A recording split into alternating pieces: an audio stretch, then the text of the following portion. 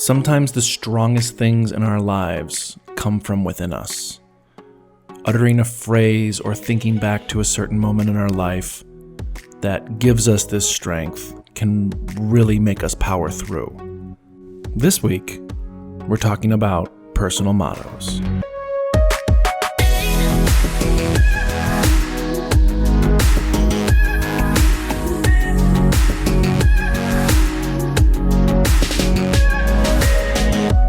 What's up, everybody? My name is Jason, and this is Behind Every Story.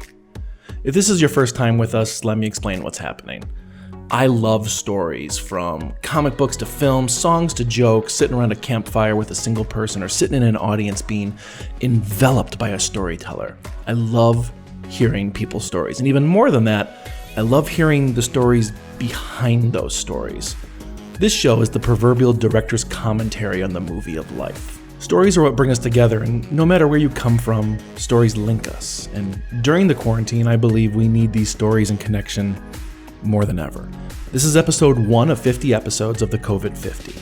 I sent out an open message to see who would like to answer 50 random questions and tell their stories on this podcast. I heard back from an amazing 18 people from all walks of life, all agreeing to talk with me. This is the collection of their stories. Before we begin, a note of warning. The topics we explore may not be suitable for all listeners. This podcast deals with real people and real stories. These stories may contain and deal with graphic language, adult themes, sexual content, and violence. Listener discretion is advised. This week, we're talking about personal mottos. When I was designing the 50 questions, I wanted to start off with something that was easy, something to get them in the thinking mode, and something to get them feeling a little more personal, a little more open. So it dawned on me that everyone, whether you think you have them or not, has some kind of powerful saying in our lives that drives us, whether it's something we say all the time or whether it's something we never actually say but honestly believe in. While I only have a couple things that I constantly say, and I'm told they're my mottos, I believe that there's a lot more that makes us us. For me, I have two sayings that I probably say more than anything else. It's not the hammer that builds the table, it's the carpenter wielding the hammer, and fixing the fuck up. And both of these come from distinctive parts in my life. And both of these mottos come from very distinctive parts of my life, and both dealing with creativeness. And I believe, if anything, my life revolves around creative tendencies. When my dad and I were buying my first computer, and I had to get a video card installed, we got the Matrox 2500. I believe that's the title. I know it's a Matrox because I remember screaming that name whenever it would fail while editing. When we were buying it, I was asking the dealer about Adobe products because back then I think Adobe Premiere was on Premiere 2, and I really wanted to learn on the Adobe software. And this guy just said this kind of out of the blue, that it's not the hammer that builds the table, it's the carpenter wielding the hammer. And that sunk so deep with me that I use it weekly, sometimes daily. Now, I like to teach other filmmakers how to make films, and what this motto really means is no matter what you use to tell your story, it's not as important as the person telling that story, creating that piece of artwork. It's not the brush that's going to make the painting, it's the artist holding the brush that makes the painting. It's not the camera that's going to make your film better, it's the person behind the camera making that film. I've seen people use extremely expensive camera equipment and make really kind of garbage products, but I've also seen people use cell phones and make truly tremendous pieces of art. It's not about the tool, it's not about the hammer that builds that table, because I'll tell you right now, I could have the most expensive hammer in the world, but my table's going to look the exact same as if it's a cheapest hammer because I don't know what I'm doing. The other motto that I often say and believe in comes from grad school. When I was at Savannah College of Art and Design, I met my mentor, BJ Sears. And it was here that we would meet after classes and talk about editing. I have always been fascinated with film editing ever since I was a little kid. My dad and I would stay up late and watch tremendously bad horror movies. And that's where my love of film really comes from, was from horror films, because he would tell me that what we were seeing was not real. You know, it wasn't someone being cut up or anything like that. It was makeup and effects. And that's what drew my attention to filmmaking to begin with, because it amazed me that people could create something that makes me feel something and have it be completely fake. So BJ and I would talk all the time about film theory and editing theory and how to evoke emotions and how to manipulate emotions in the viewer. And one of the things that he would always say to me was, while the story is always told in post-production, while the story is actually created in editing, it's our job as the editor not so much to create it, but to fix the fuck-ups. He said filmmakers, whether it be directors of photography, directors, actors, whatever, they're constantly screwing up. And it's our job to make sure that the world never sees it. So I use this everywhere. I use this in my daily life. It's my job to fix the fuck-up. A fun little story about this is I was editing a short film once, and an actor showed up at my door with a 12-pack of Dr. Pepper and some lunch. And I thought, well, that's kind of odd. I mean, it's super nice that he would do it, but it didn't dawn on me until I got back to my editing computer that he wanted me to make him look amazing. And it's because we fix those fuck-ups that we can make someone truly almost better than they are. And it's because of that motto that made me want to be a better creative. It drove me in every project. Even right now, I'm pushing myself to fix the errors. I wish I could say that I'm saying all of this in one perfect go, but I'm screwing up a lot. I'm stuttering. I'm missing words. I'm going back to re-edit this. For example, I just coughed into the microphone and you never heard it. So this week, I asked the question, what is your motto and where does it come from? Wanting to hear people's stories about words or mantras that really make their life what it is. We're going to take a quick break, and when we come back, we're going to listen to people's mottos.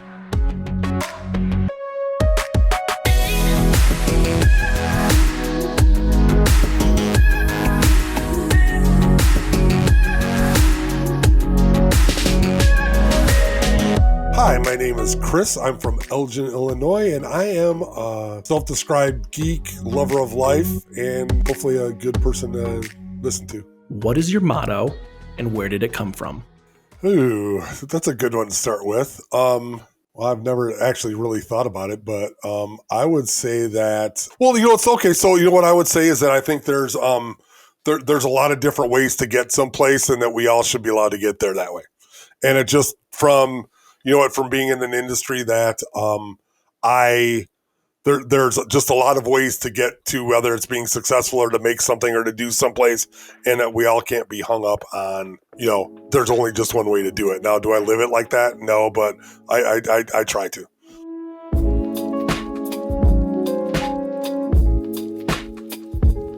My name is Stella. I am a person that works with people, specifically sometimes as an event planner, and I'm from Chicago. Ooh, my motto. Oh, that's a good question. My motto is, why not? And it just happened. It just came up because I figure, we're here, and why not? What's the point of saying no? Figure it out.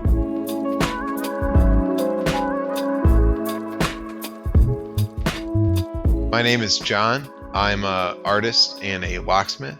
I am from the west suburbs of Chicago.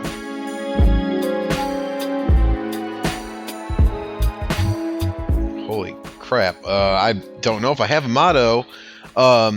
Okay, I know I often say everything matters and nothing matters. And that's kind of like my philosophy about life. And I use that to calm myself down. Like, you know, nothing matters is a little nihilistic, but the other emotion that I always feel is that everything matters. And I'm so worried about everything all the time. So it's kind of like this push and pull. And I don't know where it came from. I might have heard somebody say it before. I don't know. I tend to look at the world. I try to look at the world like from an absurdist point of view, and I think that feeling like everything is super important and also nothing matters is just like where I like to sit with my life.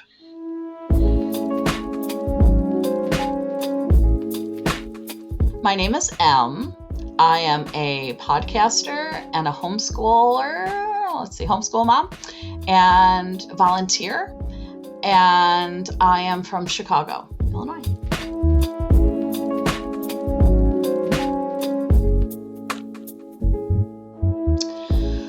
Okay, let me think.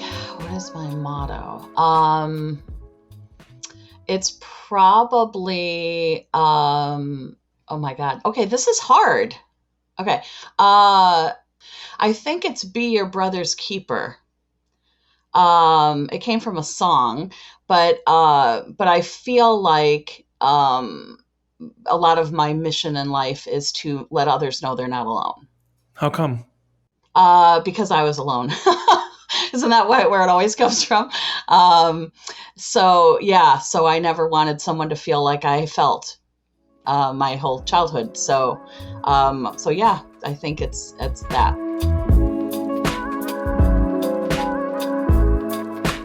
My name is Rob. I am a content creator and content marketer, and I am from the Midwest in America.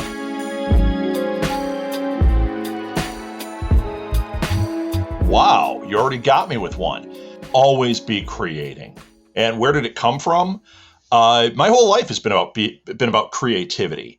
My dad was an avant-garde jazz musician. I grew up in a household where, it was all about like arts and creating, and I just was wired that way. I can't think any other way. So when I am stuck in a more traditional role, I find that the way I get through it is by, on the side, creating while I'm doing those traditional things, which is what led us to having a podcast network. I mean, really, it's the culmination of all of that.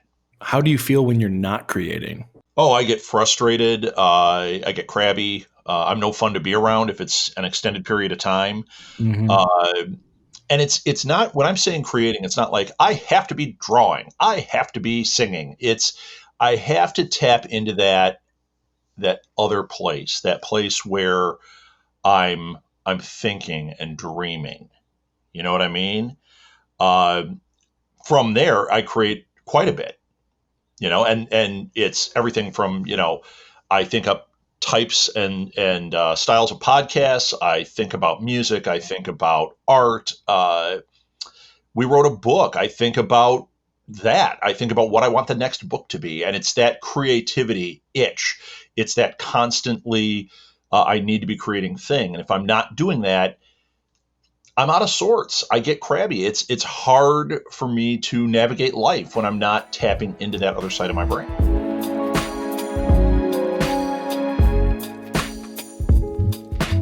My name is Michael, and I'm a photographer, videographer in the Naperville area. What is your life motto, and where did it come from? So my life motto is we're going to be smarter than our problems. And I usually preface this by I was never the fastest, strongest, or whatever. You could, insert in the blank here. What I did was I don't want to say outsmarted my opponents, but I really look at it like knowledge is power. Power is, is how you really get to places. And it doesn't matter how good or how tall, how big, how strong you are. There's always going to be a smarter person to take over you. And that's just how life is.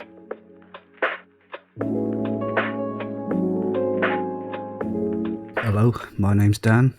I'm a cartoonist, mixed media artist from Cambridge, UK.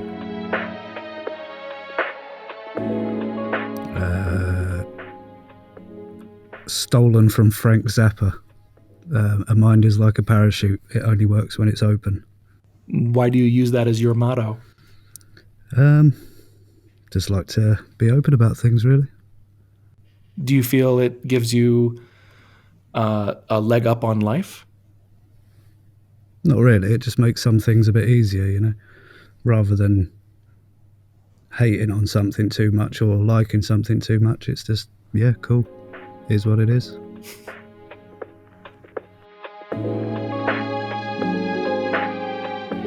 My name is Marie. I am a eyewear specialist, and I am from St. Paul, Minnesota. Oh, jeez. I feel like my motto is basically don't give up. And if you hit a roadblock and there's no other way to go forward, you have to create that opportunity and create a new path for yourself. I think the reason why I think that would be my motto is probably because of how I was raised. My family, I feel like their motto, and they've actually said this a lot in the past, is life is a bitch and then you die. And I hated that growing up. It was the worst. So as soon as I graduated high school, I moved to Savannah, and I started taking a lot of risks. I didn't know if they were going to work out. But as soon as, I hit a path where I'm like, is this a dead end? I would stop being a whiny baby about it and figure out a way around it. So I think that's my answer.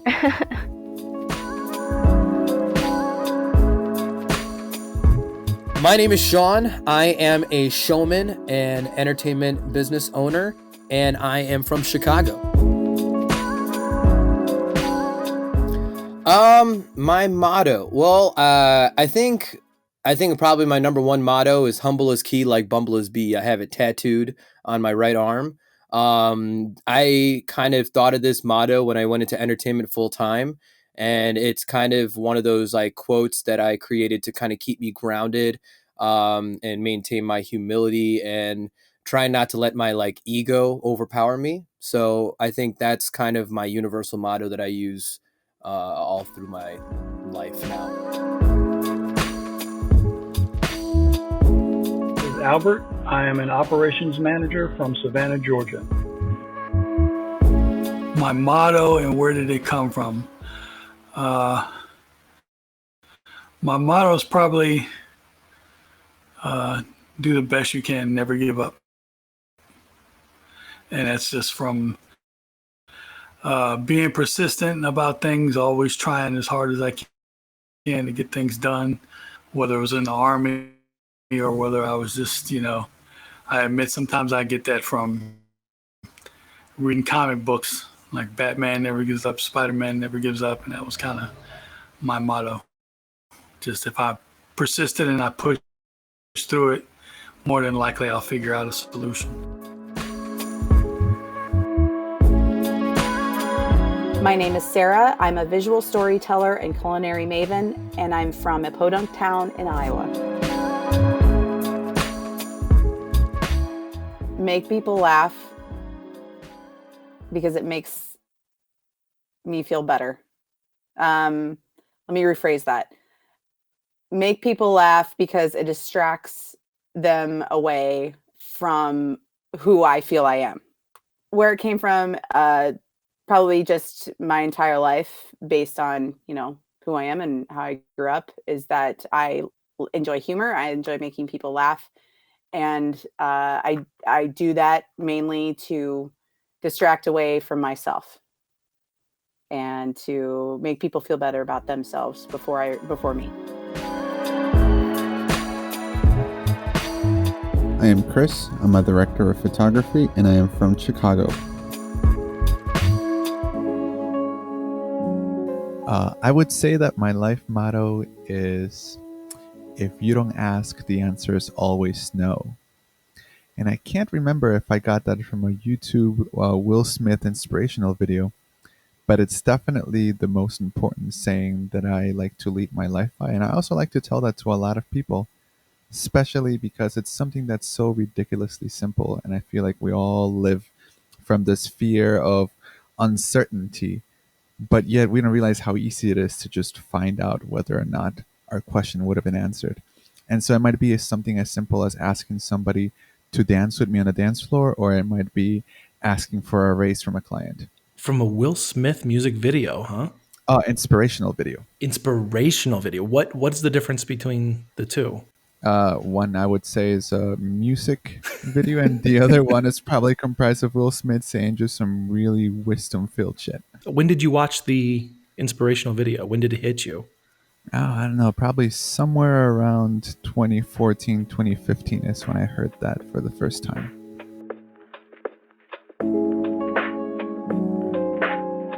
My name is Mark Allen Fishman. I'm an artist and comedian. I am from Homewood, Illinois. My motto. No data, no decision. And that motto came from working in a software company and was watching a keynote from this guy who came in to talk about social engagement. And amidst that, he kept kind of dovetailing around that point about collecting data and not making decisions until you have data and how important that is. And it resonated with me. And I said, yeah, too many times in my own life, I've kind of flown by the seat of my pants, and I recognized the importance of getting data, that there is nothing wrong with making a bad decision if you learn from it. So I basically adopted that. In fact, that led me to create a t-shirt to give away to everybody who was at that conference of ours, which provided me one of the most hilarious anecdotes of winding up in a West Side Chicago Burger King parking lot at 3:30 in the morning to get a bag of 500 t-shirts like a drug deal. I'm full of these gold nuggets, sir. My name is Potato Johnson. I am an IT business analyst, and I am from Crystal Lake, Illinois. Oh, Jesus Christ.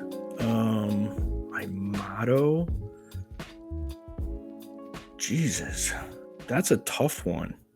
I don't really have a motto. It's kind of like coronavirus. Just avoid people.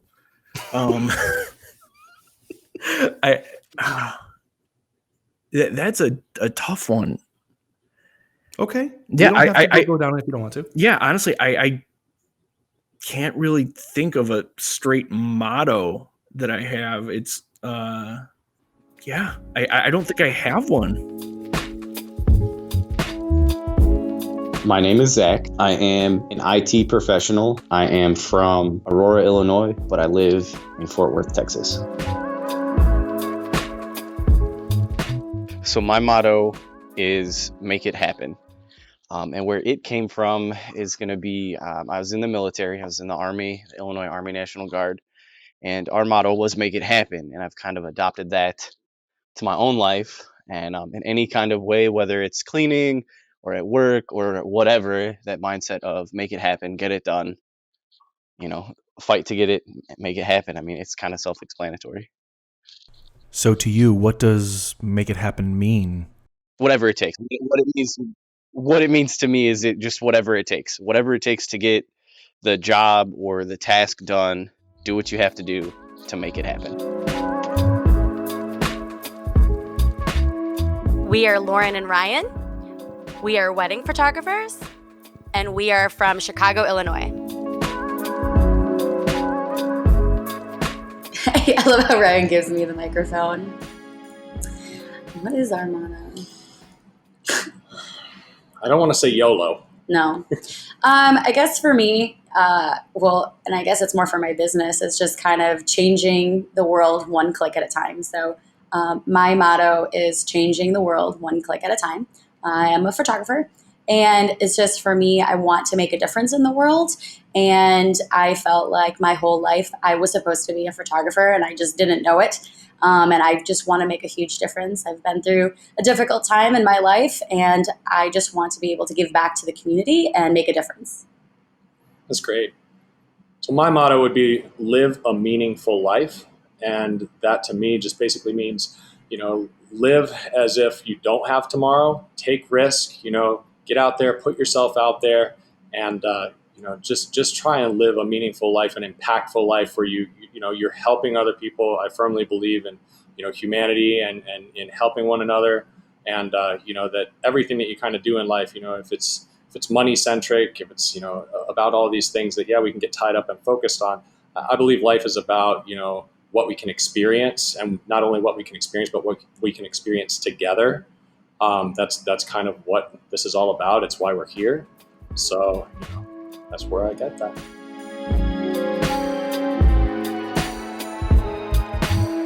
My name is Brett, and I'm a writer and a musician, and I'm from Chicago, Illinois. What is your motto, and where did it come from? What's a motto you? What is my motto, and where did it come from? This is, I have a couple mottos. Okay, so I have a couple mantras, I guess, maybe things that I like tell myself to keep myself going. One thing is that maybe not my motto, and it's not how I live my life, but it's something that one thing that I tell myself, especially if you're going through like a hard breakup or something. I think I often say it doesn't matter at all if you love somebody. Zero matters nothing. What matters is if they love you.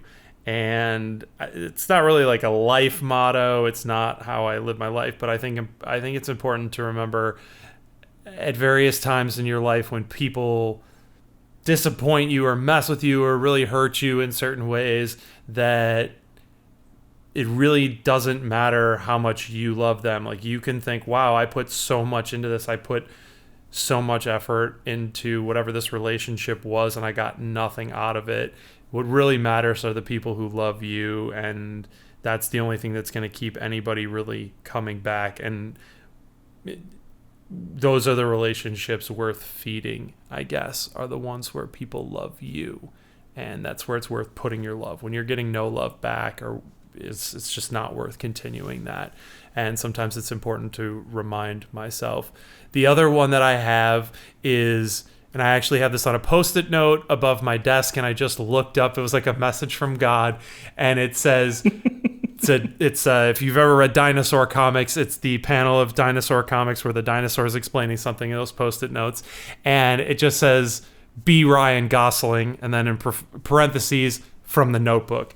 And I can sometimes have a bit of a temper, and so, or just react emotionally strong to things. And so sometimes when I look up at that, I think to myself, okay, that was the most patient human ever, until he broke and said, "What do you want? What do you want?" But other than that, he's patient, he's thoughtful, he's kind, he's always just an even keel in stormy seas. And I would aspire to be that. I know I'm not all the time, but that's aspirational. So those are my two.